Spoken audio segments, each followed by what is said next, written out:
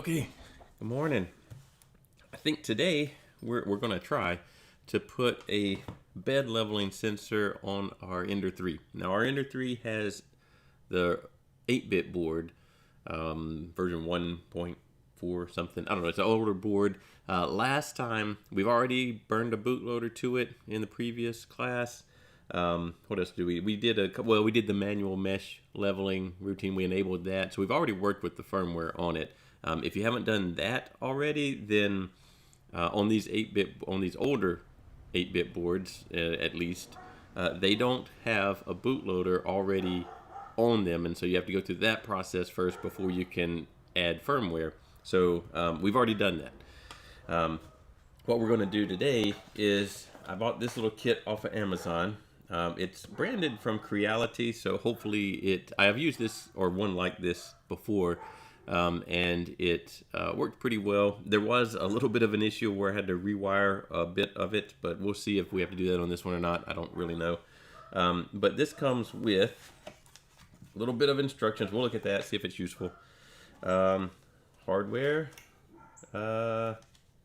Extra probe tip in there. You can barely see that. More hardware. It comes with this. I did think about maybe trying to use this. This is a way, so it's a ribbon cable that goes over to USB. If I unfurl it here, here we go. Goes over to USB. So it is a way to get around needing the bootloader. I've never used one though, so I didn't want to try this time to figure it out. So we're not going to use that, but it does come with that. The whole kit on Amazon was maybe $50, somewhere in that range.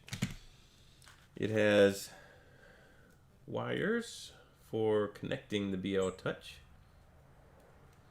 so we'll need those. It has some zip ties. We may or may not use these particular zip ties, but that's to get these wires out of the way.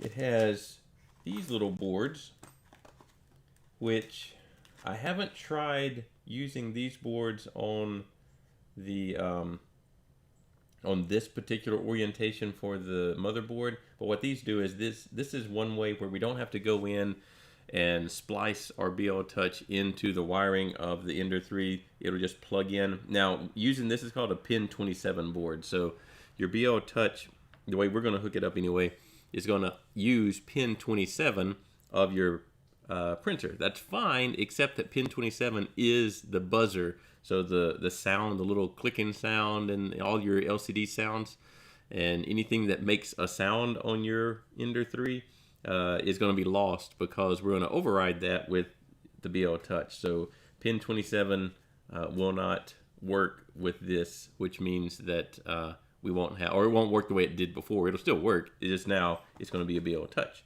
This is the BL Touch itself. Now, it's super hard to see because it's super tiny. You probably, here it is. You probably can't see it, but the version is down here. This is a version 3.1. They have obviously version 1, version 2, and version 3. So the firmware that we're going to use that same TH3D unified firmware. It does have an option for version 3 in there. I haven't tried that before because I think I've only ever used version 2s and version 1s. So we will see what happens when we select version 3. But this is the touch sensor itself. So what this is going to do is it's going to mount. Let's see if we can move some stuff. I've got some tools out here too. These things. I don't know exactly what of it we'll need, but we'll find out. All right, let's get this out of the way and get the printer closer. Let's go ahead and unplug the printer so that it's not powered up while we're messing with its insides. So what it's going to do is it's going to mount. Let's see if I can get. There we go. It's going to mount over here. Oh, hold up. Oh yeah, one more thing in a mounting bracket. So that's kind of the reason I got this kit, is because it has a mounting bracket. You can obviously print one. There's plenty of BL Touch mounting brackets on the internet that you can find, and you can print your own. But this one does come with one. So it's going to mount over here on the side. of the carriage, and I'll leave it in place for now, but we won't need our Z in-stop switch anymore. This will serve as the Z in-stop, so it'll go and this little probe will extend, and then it will make contact with the bed and trigger that it's close enough to the bed. It's some distance away from the bed, and that'll set the Z.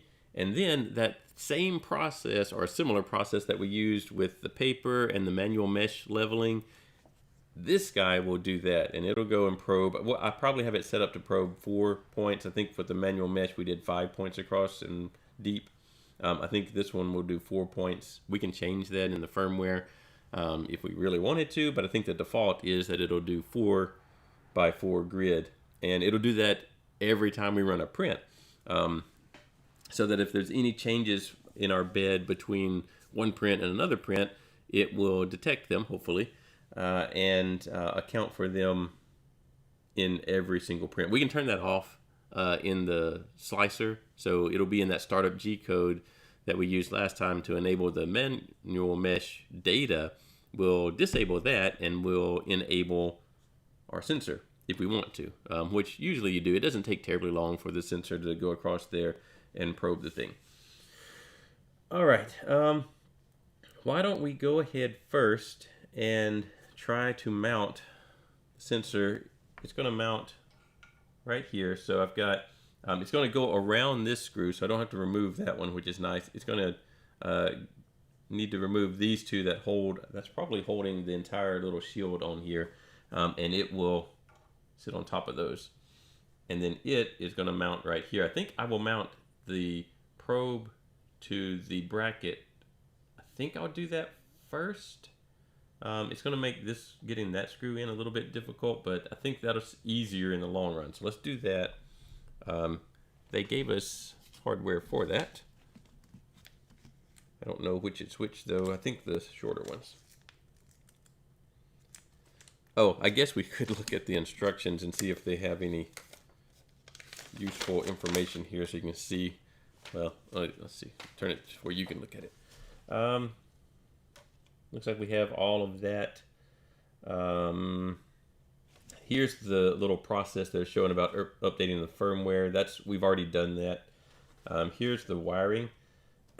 This is what I had to change the last time I installed one of these, so we'll see if that actually works this time. They are showing to connect it into the Z stop. You don't have to do that. You could use your manual Z stop that you already have, but I'm going to wire it up this way so that it will be the Z in stop and the probe. Here they're going in, they're showing how to adjust the Z offset, kind of showing the configuration. The documentation is not bad at all. Here's a little bit more of less of a diagram and more of a picture of how to wire it up. We'll get to that later. So let's go ahead and mount. Oh, good morning, Les. Looking in the chat. Let's see if we can find. Make sure, yeah. All right. I think this would be simpler to mount the probe first, and it does go with the wires are going to sit inside here instead of on the outside.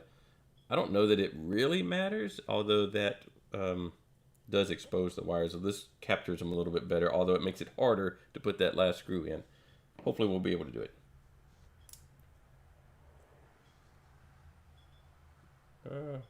I do like doing these things like real time, so that you can see exactly what you're getting into if you want to do one of these. I don't know that this, there it goes. It was just not lined up.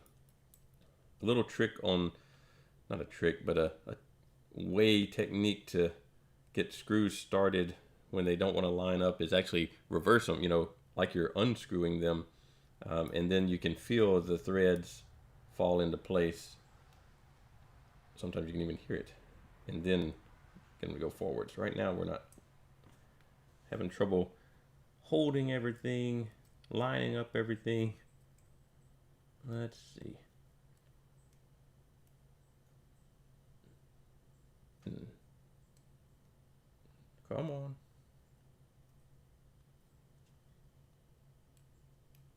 I think the hole is not quite. Another trick is don't tighten anything down before you've got them all started, which is something I just did there.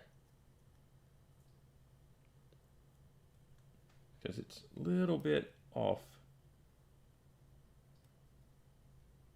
There it goes, I think. I have to take it over here closer to me.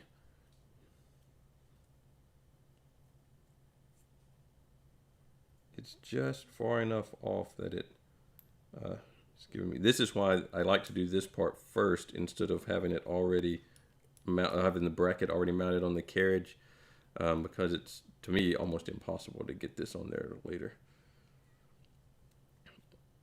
Because you gotta just need to see what you're doing. Actually, now that I'm looking at it, there's a little burr there. Let me get it to line up without this probe sitting there. It's just, they didn't clean this thread out very well, and that's why it's giving me some problems. I don't know if I can get it to work. So tiny.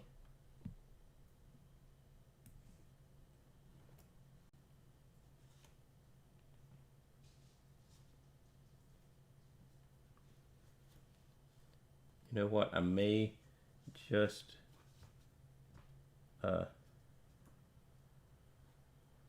use the one screw to get it going, because I may have to go retap this hole. So what you would normally want to do is put both of these screws in, but in order of getting this thing done within a reasonable amount of time, I'm just going to use the one screw for now, and then I'll come back and take it apart and retap that hole so that I can actually get the screw in there. All right, so pretend you've mounted both screws. Now we need to mount it here, which involves removing these two. These two are pretty short, and their length does matter a little bit, at least for this one. The top one, not so much. Wow, they really got that in there. And they gave you new screws that are just a tiny bit longer, because now we're gonna reuse the shield here, and they need to go through the bracket, this carriage, and into the mounting plate here. And so they gave us some screws that were a little bit longer to be able to do that. The original ones might be able to. You don't want too long of a screw, obviously, because on this one that I'm removing now, trying to remove now, it would get into the rail back here if it was too long. So that would be a problem. I guess we can take a look at the hot end while we've got this off. I don't think we've done that. There's the actual hot end. So the heater block, the gap between this, pinkish colored part and the heater block down here, that gap is the heat break. So you don't actually want the heat from the heater block to migrate into this area here, because this is where you're feeding filament in. And if this gets too soft, then you can't push the filament out, because it's it's molten. So there's a little break between this heat sink and the heater block, and it's called the heat break. So there's mainly 4 pieces to these, minus the heater and the thermistor and things like that. Later on, let's see if I can see when. Well, sometime later on in the quarter, we'll actually do some simulations on this in SolidWorks and look at what's going on inside there. But we actually need that on now. All right, here's our longer screws. Hopefully they line up a little better. These are slotted here, so I do have some adjustment. Although this other one, it wasn't the fact that it was lined up wrong. The threads were just not cut well. There. Here, now this is the tougher one. I really need a magnetic wrench here, which that's gonna, let's see, why don't we do it this way, since this is not magnetic. Let's do this. We can always get that top one in, so let's start with this one.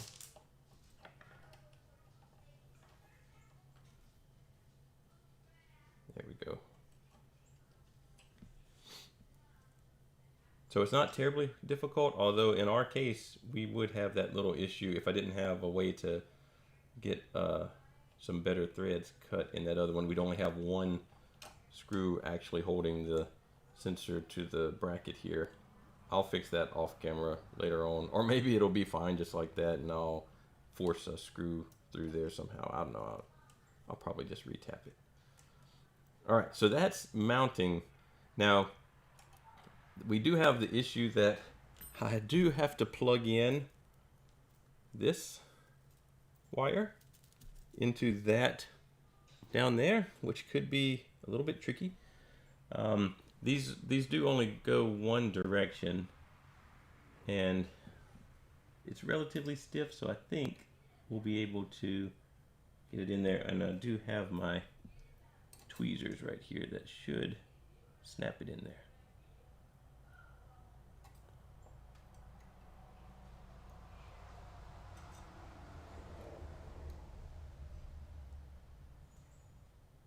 If everything wasn't, oh, I think I scratched my bed. Probably should remove that.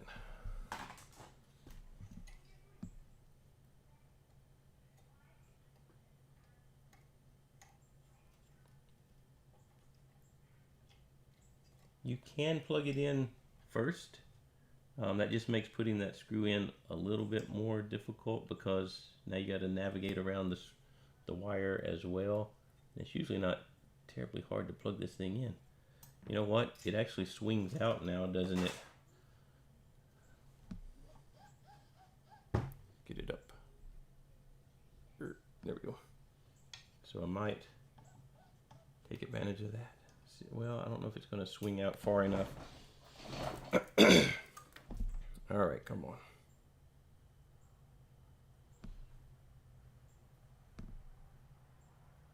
Trying to make sure I've got it lined up the correct way.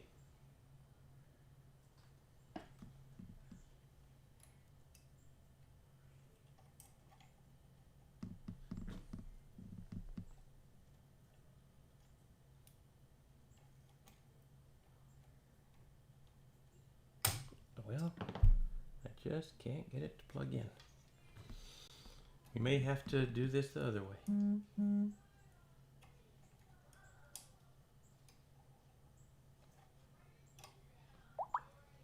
All right, let's see if we can do this since we only have one wire anyway, one screw anyway.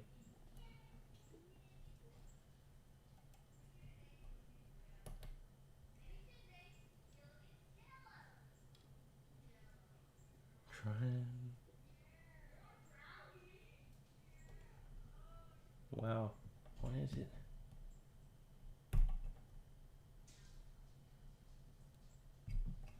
It's very, there it goes. All right. Now this wire, if you're really wanting to make this a cleaner installation, then what we're going to do is just, we're not going to do anything with it right now. We're just going to leave it kind of out of the way. Obviously, it's got to be put somewhere out of the way.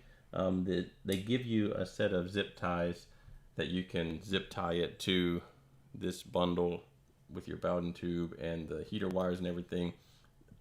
Right now, I don't want to do that yet. We can clean that up later. All right, so I'm just going to kind of set it over there in that general direction. Untangle it because it's all tangled up here. They give you plenty, right? So this could fit on a much larger printer also.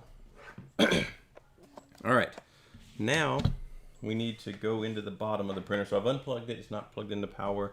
And we got to do that same, oh, actually there's one on top first. Let's get that out. Same thing we did last time when we were burning the bootloader, where we went in and got to the board. We got to do that again. All right, so let's see if we can get it kind of out of the way and you can see it there. So Again, this is a little bit odd. I have an older board in here, so the 8-bit board, but it's mounted upside down like the newer ones are. So it might not be much longer that they're even using the 8-bit boards. It seems like they're gradually transitioning to where everything's going to be the 32-bit boards.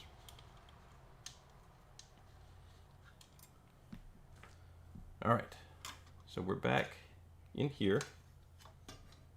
We'll also need this wiring to come into here somehow. There's a little notch here that we'll run it through. Gotta be careful with that notch, actually. That's really sharp. There actually is a hole over here. I don't know if I could get it to go through that. If I can, well, I think I'd have to loosen this whole bracket that's holding everything together. For now, I'm going to let it run through here, but this does have some sharp-ish corners that it could cut these wires. They shouldn't be moving around a whole lot, so I think it'll be all right. Let's see, our light is on. All right, so pin 27 is the one that this ribbon cable is on, and we're going to need to put our pin 27 adapter board in there. So we unplug the ribbon cable. Oh, wait. I need to get in there to see. A lot of these cables, actually most all of these cables, are glued in. Yeah, I thought about that, Les, putting the screw from the top and just letting the thread. The very first one of these I actually installed used a nut and a screw.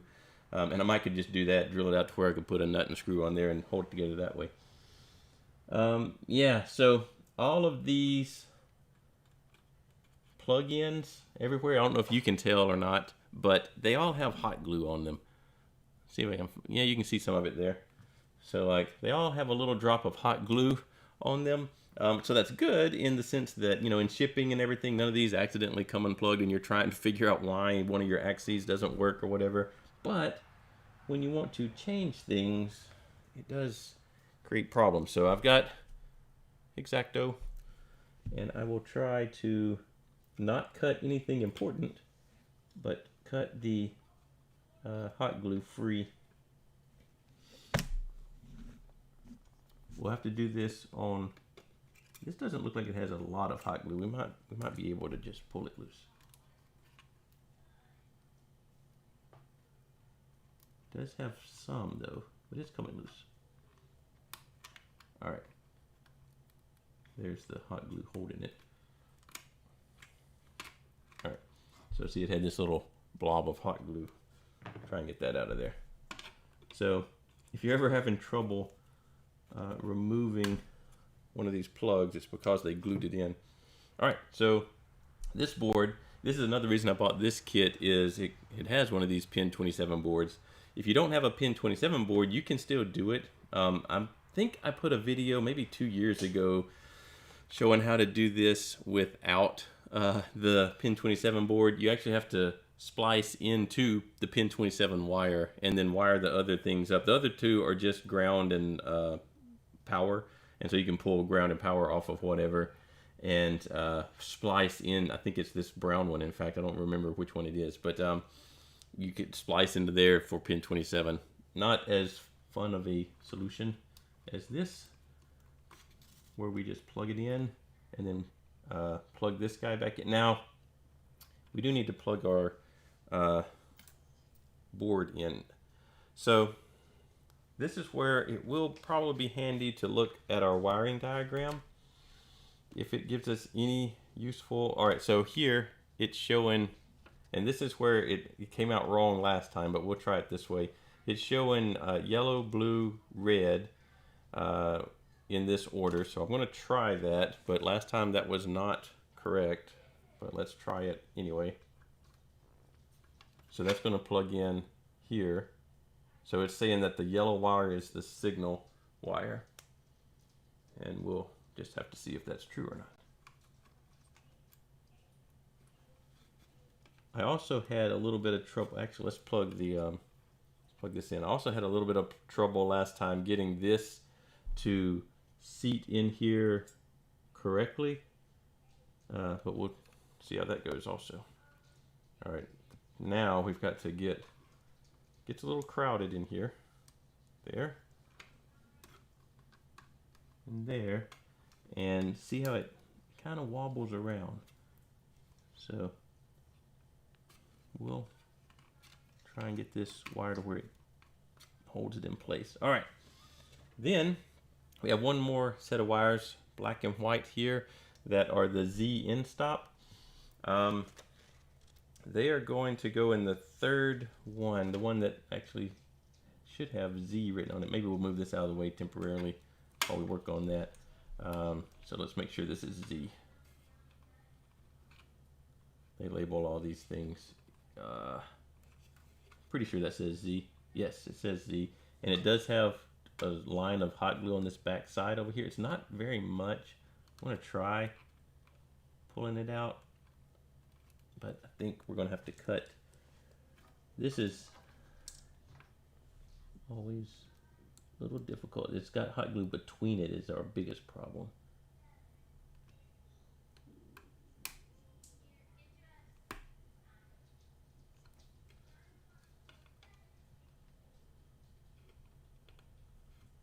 All right, maybe that cleared enough of it out of there. I do have my pliers if I need to pull on this a little more, which I think I do. You don't want to be too rough, but it's, you know, it's got to come out of there. I don't, this one actually has quite a bit of glue right between them, which is creating problems for us.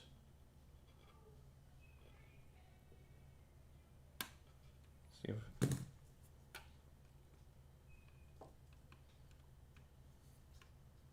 okay, made a little progress there.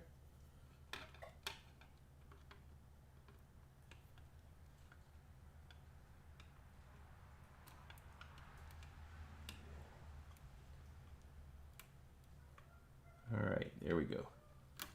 See how that glue. Now,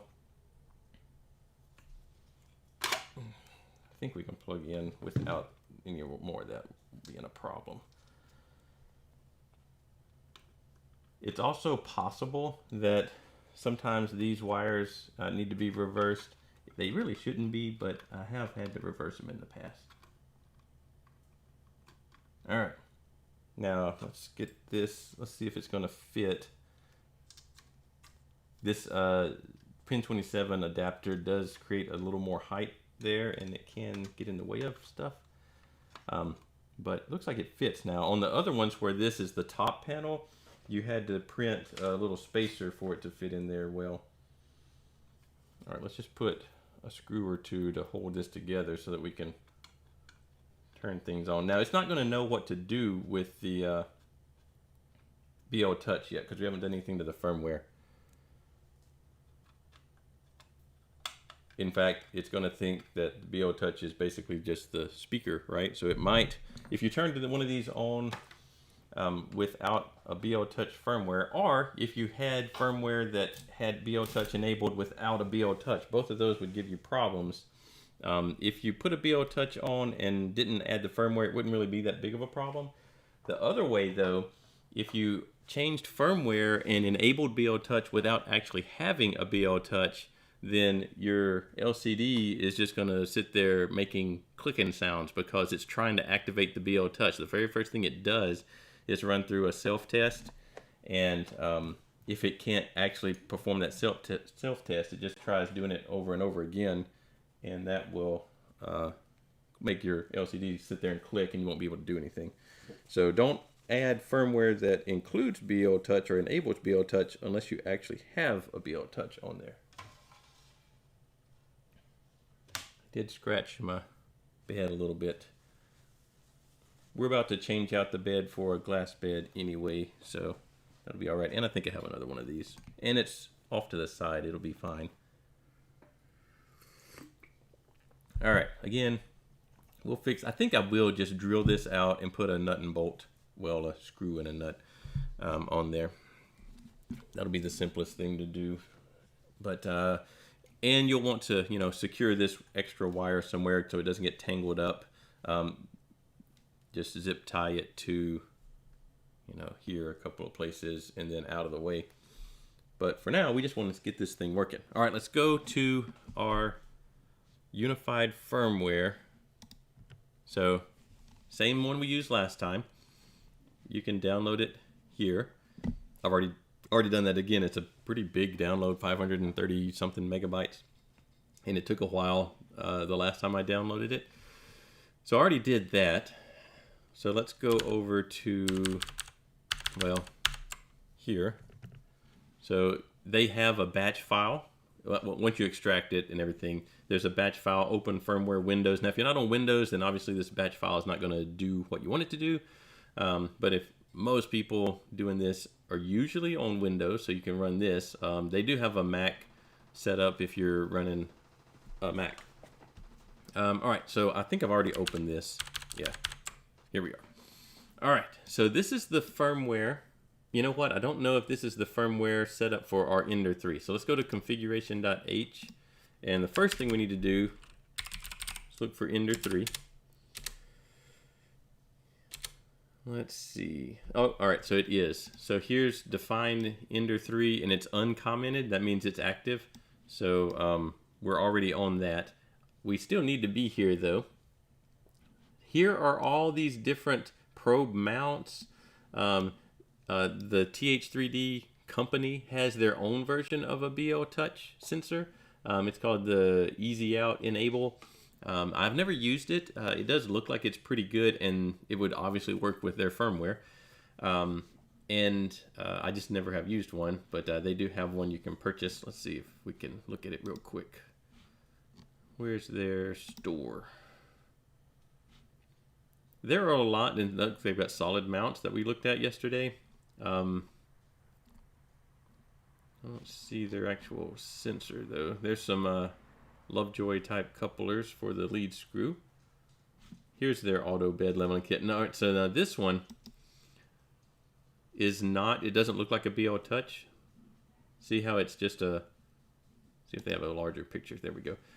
You know, there's no probe on it or anything. This one is probably a capacitive sensor. There are different styles of these sensors. It looks like they've got this one set up where you just plug it into this board, and I assume this board's going to plug into the motherboard somehow.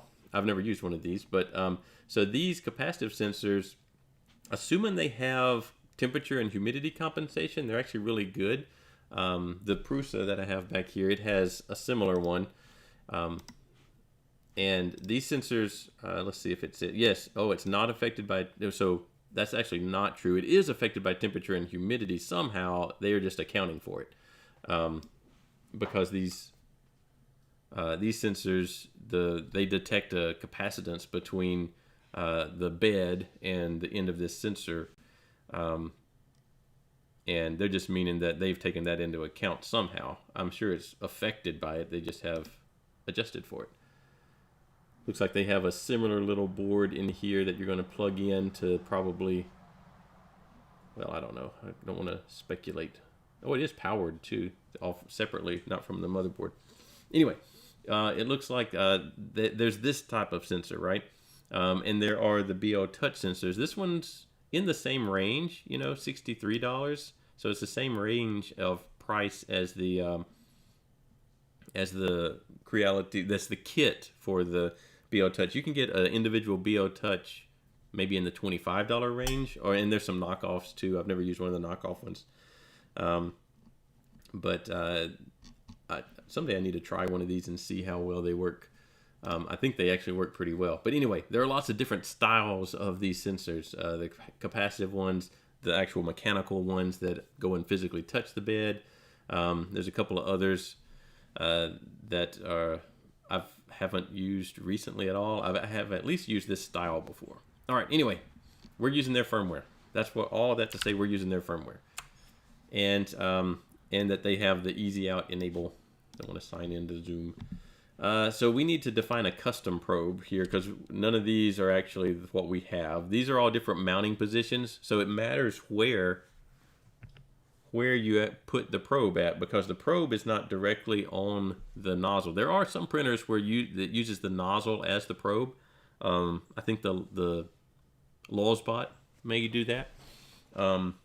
But there's some offset between the two, and so the software needs to know how far is the probe, the point I'm actually detecting, how far is that from the nozzle.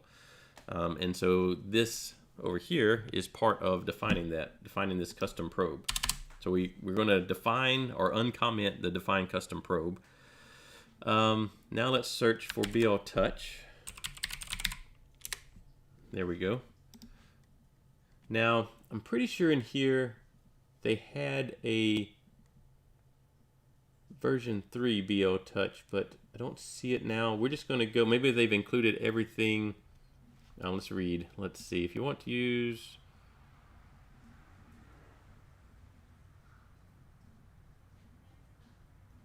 Okay, they didn't see anything there. So we're just going to do this one, and maybe they've incorporated both versions or all the versions of the BL Touch into the same subroutine. We are using this pin 27 board, so we're going to uncomment that. While we're here, we probably don't need manual mesh leveling anymore, so we will comment that back out. You could leave that on possibly. There is a limit on how much, code you can actually put on the board, and I don't know how close we are to reaching that limit, so I'm going to uncomment the manual mesh leveling. Or no, not uncomment. I'm going to recomment it so it's not active. So that code won't get put on the board. Now we've talked about this custom mount. We've got to find. So if I find define. Oh no. Let's do if enabled custom. No, it's not. What if there's not a space there? There we go. All right. So if enabled custom probe, we did just enable the custom probe. So this is active now. All this code is active. Now this is all comments. This is kind of trying to show you what numbers it's looking for. This is the offset between the sensor. So the sensor and the actual nozzle. So there's some distance between there in Y and in X, and we need to define that. I wonder if our instructions, they don't seem to tell us what this offset is, so we'll have to measure it. Yeah, I can't see anywhere where it actually tells us that offset. So what I'm going to do is we're going to measure it. And we just need to be close. We don't need to be like sub-millimeter accurate. We just need to be close. So let's go in here and do I have any tape? I don't have any tape. Well, we just have to hold this so it doesn't move. I'm going to run the nozzle down. We could possibly see if we can do this. I don't think it'll hurt too bad. I want to put a little bit of ink on the nozzle and see if we can get it to impress on our paper here. All right. Did I get a dot? An ever so tiny dot, but I can see it. Now it's important not to move our paper at this point. Oh, I'll move the carriage though. Let's get back over our dot. We could put a dot on the paper and then work in reverse. All right, that's pretty close. And then right about there. That's going to be close enough for what we need to do. I can move the paper now. So I have calipers. Knock something on the floor. We do need to try and keep, I don't know what I knocked down there. Oh, there it went. Tweezers. We do need to try and keep X in the X direction.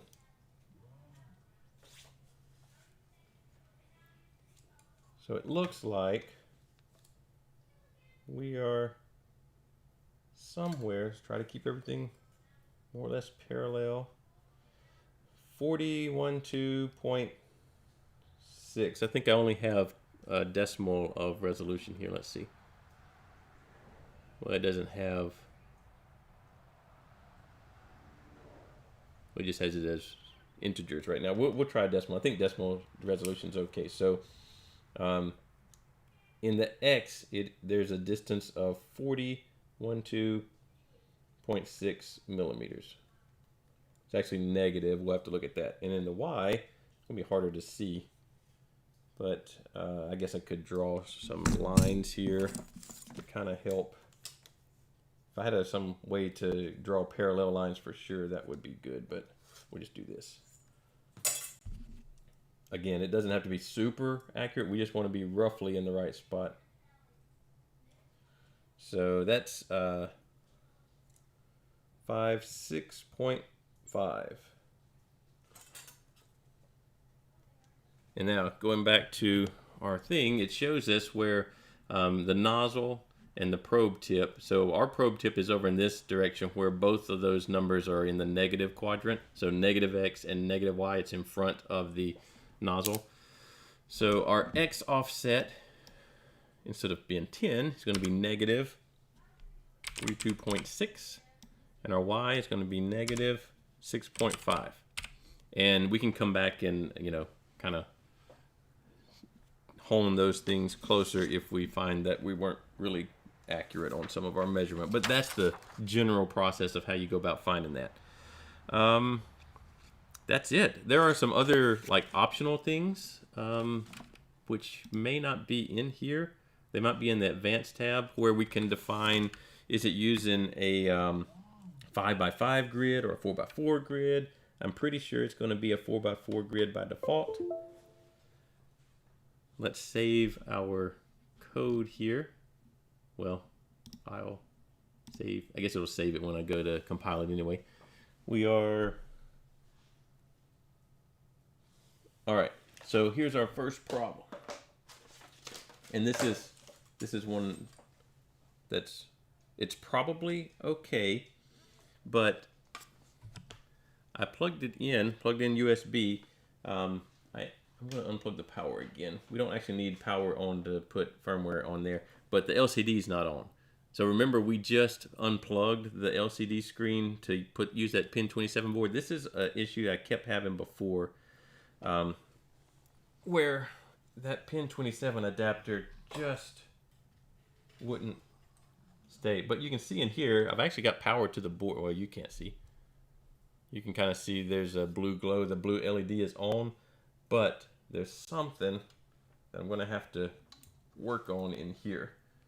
And so this is kind of the tedious part of going back and forth. We could go ahead and upload the firmware, I suppose, because the board is powered. And that might be our next step. But I want to try and see if we can get the LCD to come on also.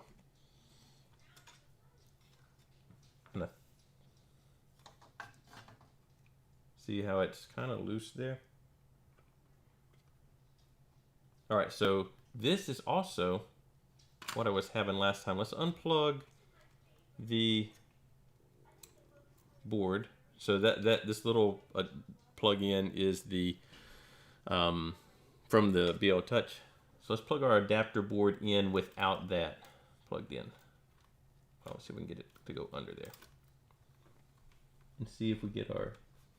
All right, so the LCD comes on in that configuration. Now it's not booting up, but probably because let's restart it.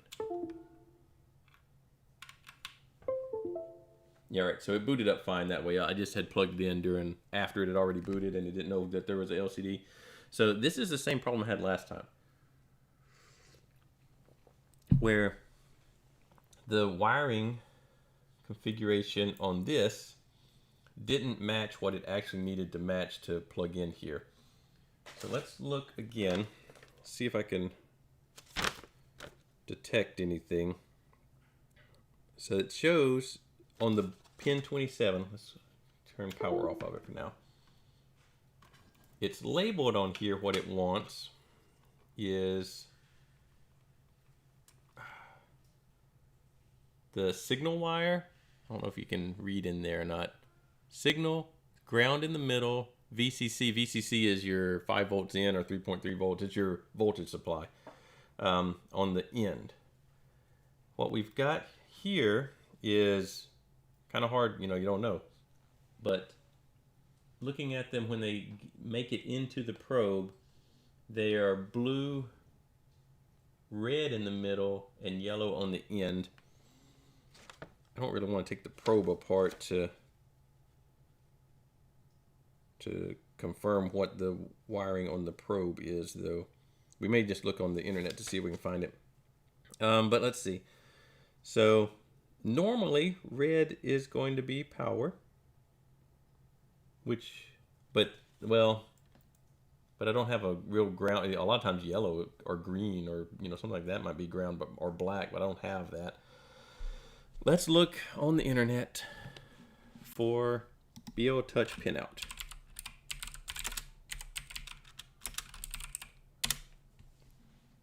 Let's see. I want the actual BO touch pinout though, not the way that they are just showing it. I want to see this. Let's see if this tells us. Okay. We do have the Ant Labs. Well, I assume we do. Maybe we don't. Maybe we have a different brand. Ant Labs is the actual creator of the BO Touch. Their pinout in this orientation, the leftmost one is, and ours has this actually. Wow, I should have taken a picture of it because it's all mounted in there now and you can't read it. Let's see. Yeah, we do have an Ant Labs one. All right, so that would make the leftmost wire. Which one? Normal BO touch wire colors. Big Tree Tech. All right, so we'll just look at the order here. Oh, that's not telling me what they are though. That just tells me what colors they match with. That doesn't help. I want to know what the pins actually do. Let's see. And I don't think it shows on here. No. Let's see if we can find.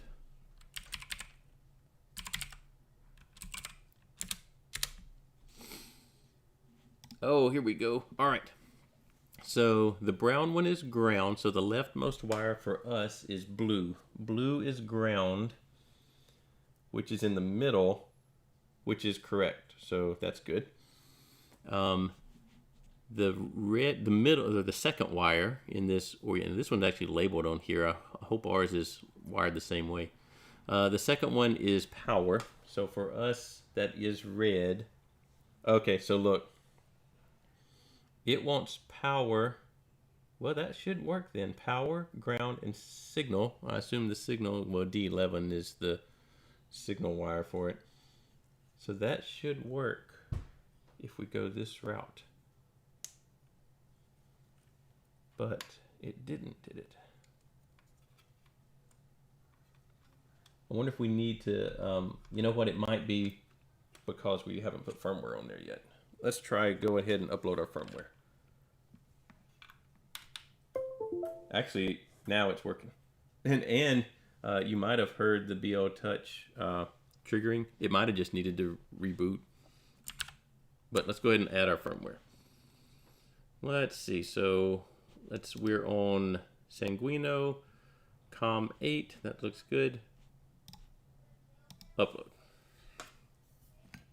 So what we did is we enabled, it's in the TH3D Unified Firmware Revision 2. But not the 2 version, the one that goes with Marlin 2. We'll get to that next time. We changed the custom probe, enabled that. Now there's a lot of custom probes in this firmware. What? Oh, all right. So remember I put in decimals. It's saying that those have to be integers. So let's go back to configuration.h and let's make this 43 and this will make 7. All right, fine.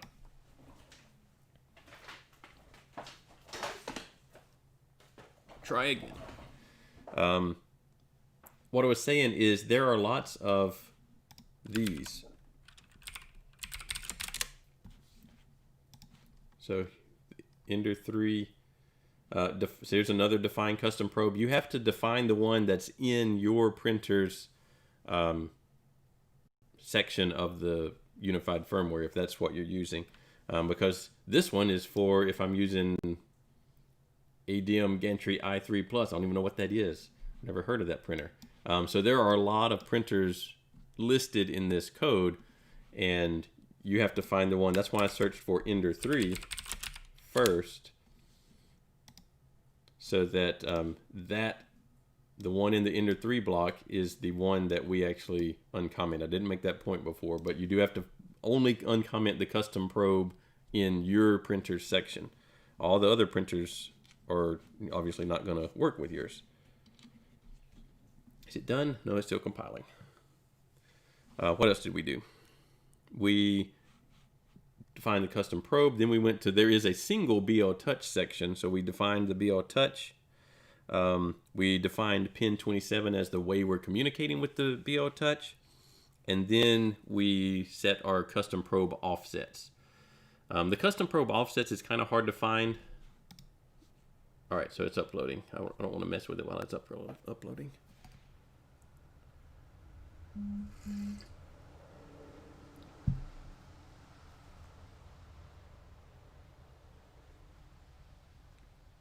Should be pretty soon. All right, done. We will, and it did reboot over here. Let's close it up. Let's try and get these to not have problems. There's a lot of stuff in there to get in there. I'll put a screw to hold it together.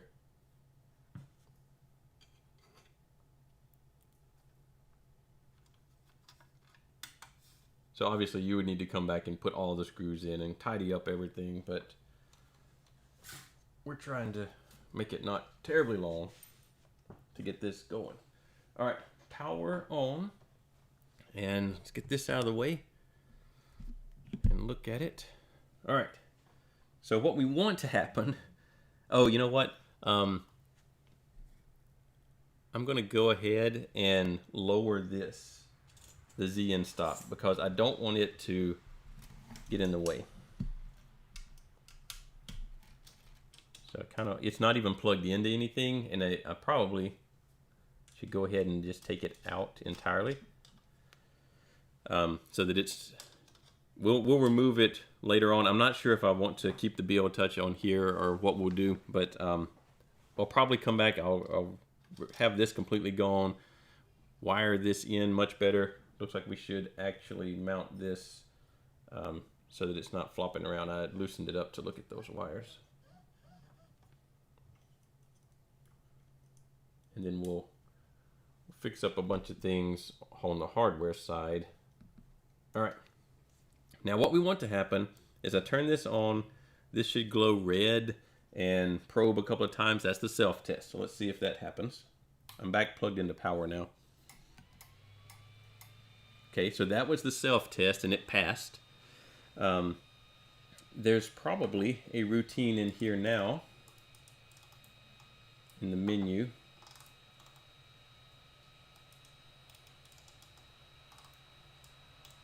Well, is there? Yeah, all right, so here it is. I'm going through the menus over here, but I want you to see what the thing is doing. So I went to Control, and there's a BL Touch menu in there. We can make it do the self-test.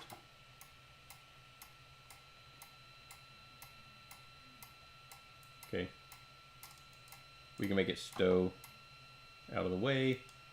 There's just a couple of things that we can test there just to see if it's working. Let's try homing. So let's home all. Make sure X and Y didn't get broken somehow while we were messing around with stuff.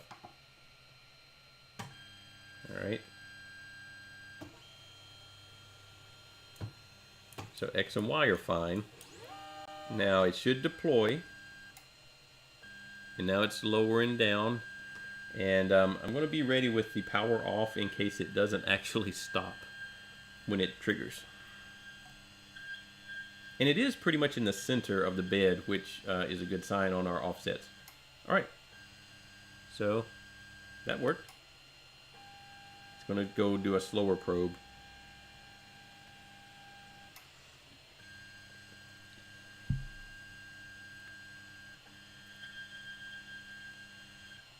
Okay, now it thinks it's 5 millimeters above the bed. What I'm going to do, just to see how close we are to, because we haven't talked about how far off of the Z direction it is, I'm going to go into move axis and move Z down to 0.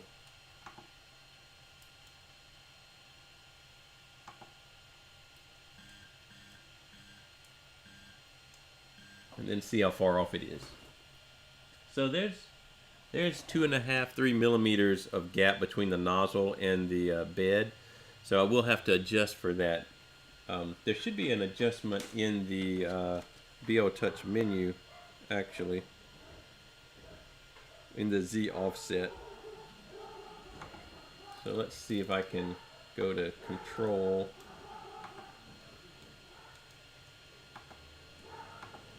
And motion, probe Z offset. I'm just going to go down until it is on the bed.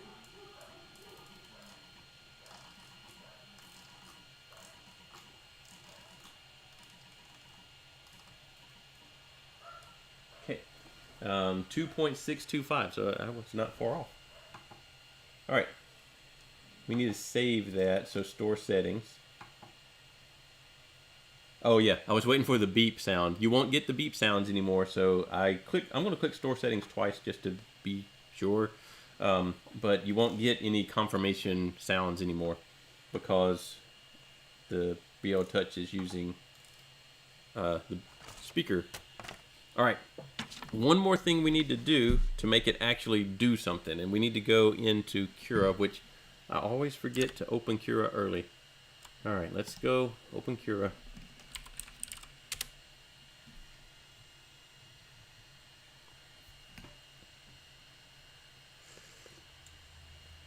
We need to undo the loading of the manual mesh data. We need to undo that, and we need to run a G29 command. So G29 will be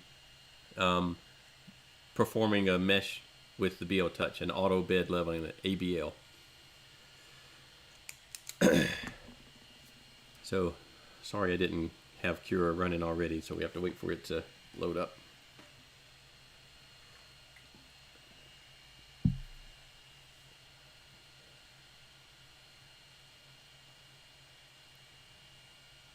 I'll go ahead and load prompter face also. Well, maybe it's gonna, so that we can actually make it do a, actually I think I can do that in Cura.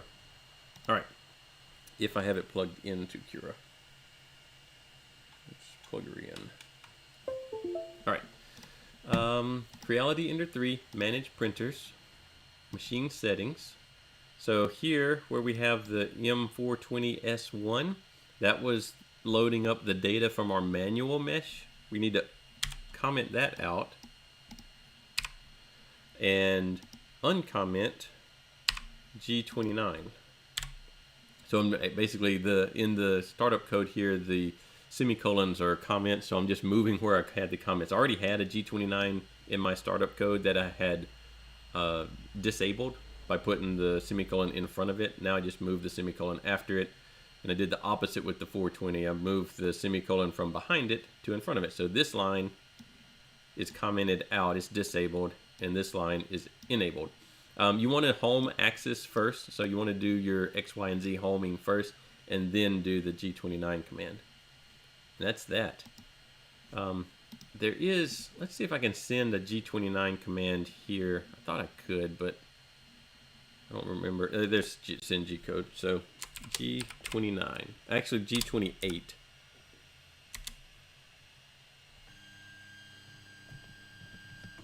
So homing. Now there are fast and slow versions. You can kind of see this cable is all in the way. Definitely need to get it somewhere else. I think the default here is one of the more conservative, so slower versions.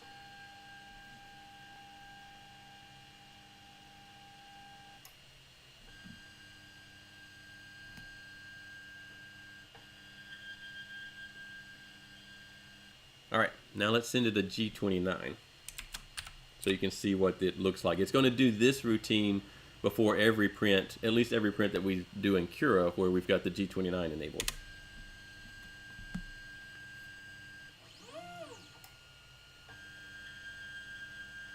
So there it is, it's probing over here. If you don't have your offset set correctly between the probe and the nozzle, you'll end up probing off the bed, and it won't ever trigger, and you'll crash your bed, the nozzle into the bed, and make a big mess. Particularly with no springs on here. It looks like it's doing a 3x3 grid.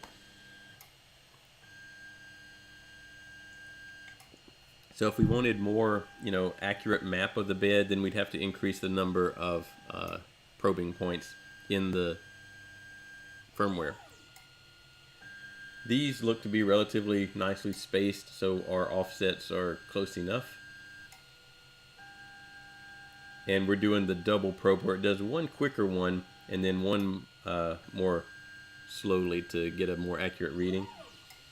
There are also different maps that you can make between the points that you probe. You can do like a linear map or a non-linear map, so something that's curved, to try and map the shapes more as a curve versus just straight lines. All of that gets set in the firmware though. So I think you get the idea. It's going to go probe, and it is set up to a 3x3 grid. I just want to make sure it doesn't probe off the back of the bed.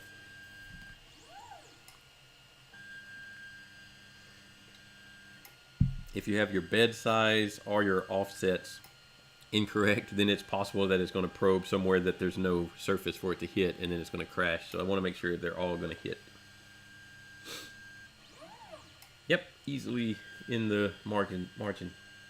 So that's how you would go about it. It took us an hour. Everything takes us an hour apparently. So it took us an hour. We had a few little issues. We still have this to fix, which I'm just going to drill this out and put a screw with a nut in there for now. I think it's probably going to be the simplest thing. We got to get this stuff fixed out of the way because we don't need it dragging around on our print. I'm just going to zip tie it to our Bowden tube. We need to decide what we're going to do with this. I think I will just go ahead and remove it entirely so it's not even there in the way at all. And then we can start printing with a mesh of our bed every time before we do that. You don't have to. If you don't want it to happen every time, then you go back in here and you just disable the G29 line in your startup code, and it won't do that mesh. You could just do it once and then use the mesh data that way that it generated and assume that it's pretty close every time.